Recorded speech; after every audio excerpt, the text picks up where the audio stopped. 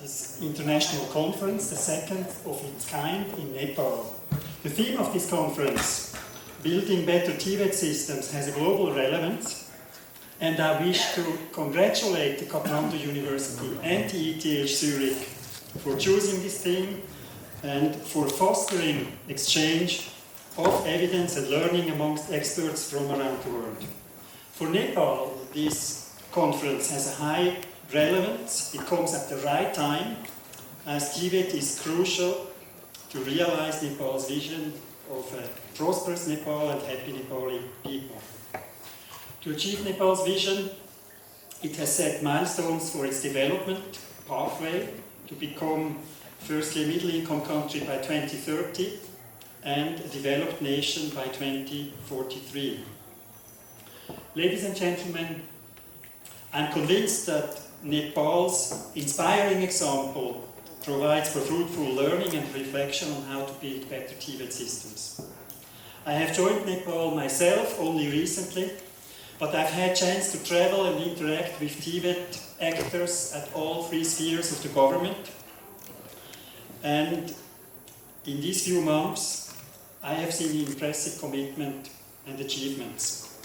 For example, Nepal has introduced a dual Tvet apprenticeship system that allows young women and men to obtain gainful and sustainable employment.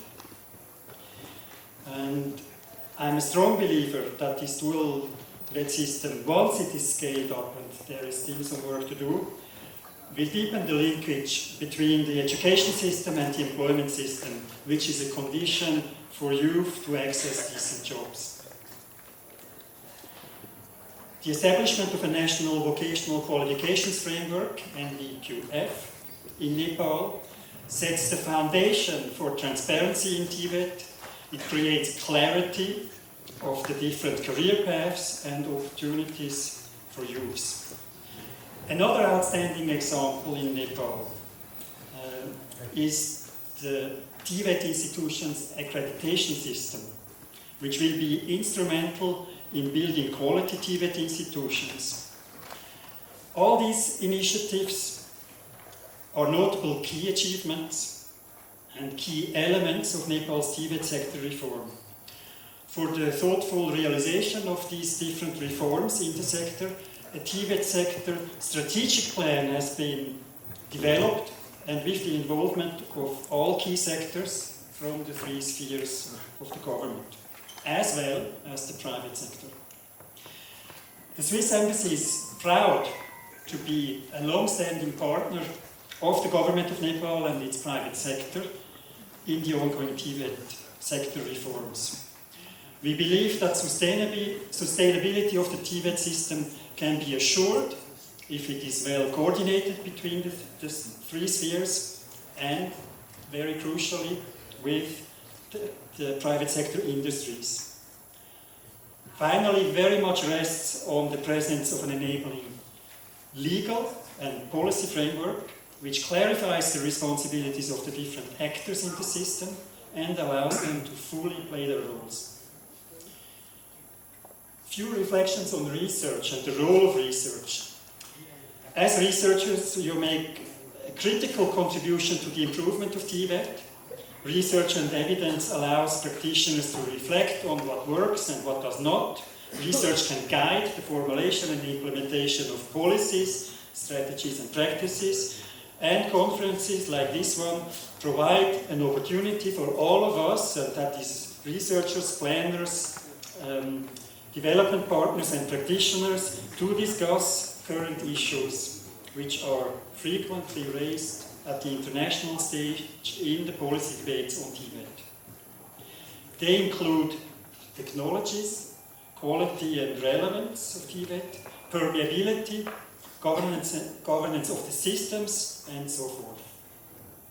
I'm glad that we have a platform now to deepen these reflections here in Tulikal itself. This conference is special as it includes research in a wide sense, beyond hard academic research. I believe that applied research and practical knowledge are as important as academic knowledge for reflection on Tibet. As the conference brings different fields and types of research together, it allows us to jointly identify relevant and practical solutions and to bridge the gap between research and practice. As we are in Nepal, I would also like to reflect briefly on gender and social inclusion. I would like to emphasize that gender and social inclusion are very important as an area for research and practice in Tibet. I am therefore very encouraged by the fact that amongst you there are scholars who have deepened this field, and we will hear today and exchange about your work. Your GESI-related research is of utmost value, and it generates evidence and understanding to shape reform of Tibet and probably much more beyond that. In conclusion, ladies and gentlemen, I am convinced that this conference and the discussion it creates is an excellent opportunity for Nepal in its drive to realize a strong Tibet system. Let's put to use the cross-learnings with participants from many parts of the world to reflect on achievements of Nepal's national vision to build a better Tibet system. I wish to end by expressing, on behalf of the Swiss Embassy in Nepal, our special appreciation to the hosts, the Kathmandu University School of Education and TETH, the Technical University of Zurich, for bringing this international conference to Nepal at this crucial moment. I wish all the participants a fruitful and thought-provoking exchange, the fostering of new friendships that will help enhance the quality and the relevance of Tibet systems everywhere. Thank you very much.